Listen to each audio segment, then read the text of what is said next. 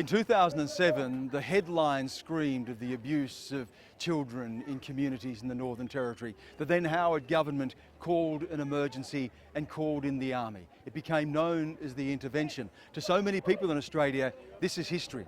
But it's not history here, where the intervention is real and people's reaction to it is equally as real. Here's Dan Borshak.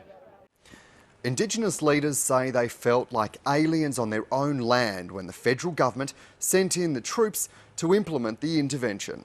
Intervention brought nothing to our communities. Government just come in and took away our rights and left us with nothing. Since the policy was introduced in 2007, Green Senator Rachel Siewert has called for it to be abolished.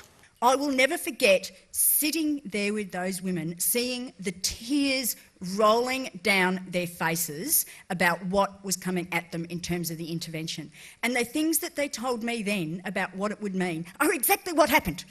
Indigenous people say there was no consultation about the policy that was defended by the Prime Minister's Parliamentary Secretary. The nature of the emergency response meant that there wasn't the time to do the consultation which I think is needed to be done. I think we've learned some of the lessons from the past. Begun by the Howard government and then changed and continued under the governments of Prime Minister Rudd and Gillard, many Indigenous people here at the Garma Festival say it forever shattered their faith in public policy and decisions made in Canberra.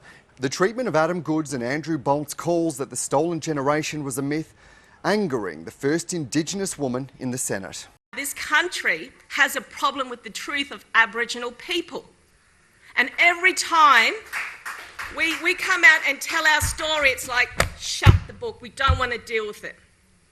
And until we confront the truth, the intervention, the wounds are still open. My mother, a member of the stolen generation, you know, you've got my grandparents who are all members of the stolen generation. My grandfather had chains around his goddamn neck.